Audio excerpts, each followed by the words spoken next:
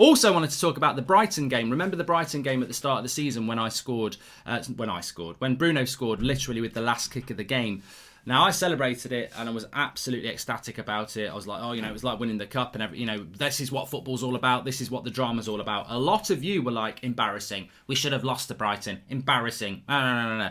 And I said at the time, look, it's our second game of the season. We've not had a pre-season. We're not fit. And that 3 points could be massive. It was massive at the time because we'd lost to Palace and then we lost to Spurs. So it was absolutely massive because if we'd lost that game to Brighton like we might have done, we would have had no points from our first 9.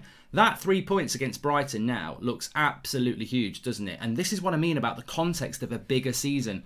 Very difficult in a Premier League season to start understanding what the league's all about. I still think it's hard to understand what the league's all about. And let's just talk about a title race for a moment. It's very hard to understand what the league's all about at the moment because we're not really at Christmas because the season started a month later. So we're really sort of end of November in a normal season.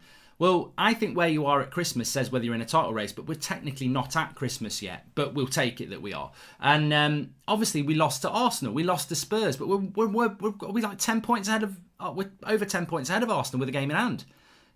Arsenal can beat us every bloody season, for all I care, if we're going to be where we are in the league. It's a 38-game season, and that's the thing. And them points against Brighton, massive. Where we are as a team, I still feel that, look, I said give Solskjaer to the end of the season. Some people say give him a new contract. Some people say sack him and get Pochettino in. I mean, look, can I just say about Pochettino? I saw people last night on the live comments saying, if we got Pochettino in now, we'd win the title.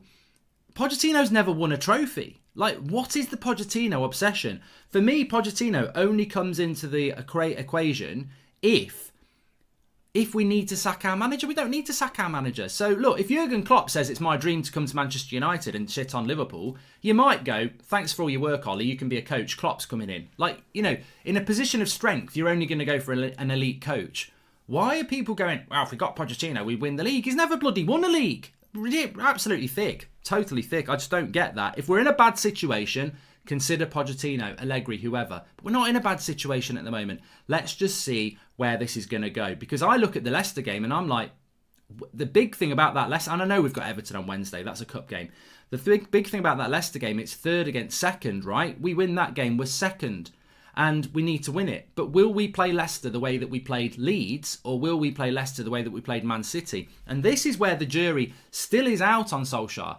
It sounds ridiculous, but it is. Because I already know Solskjaer can play like he did yesterday. He did it for the first 3 months and he did it for the 3 months before the end of last season when we got third place.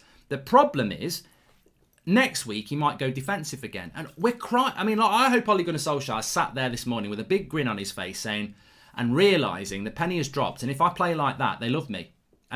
But I don't know. He is, one thing I would say about Solskjaer, he does change his team every game and he does change his tactics every game. And if he does it against Leicester, he will bring those critics back again. If we play defensive, he's got to go on the front foot. And the biggest example of that for me is Scott McTominay. Scott McTominay is not a centre defensive midfielder. I think the criticism of McTominay is spot on when he's sat there in front of the back four. He's just a Duracell bunny. But when you release him to being a box-to-box player, you get the assists, you get the goals. And he's not been able to do that this season. We've not seen McTominay go past the halfway line really this season, have we? So he was symbolic of the game yesterday, I felt. So let's see where we go from here. But very, very excited. Want to get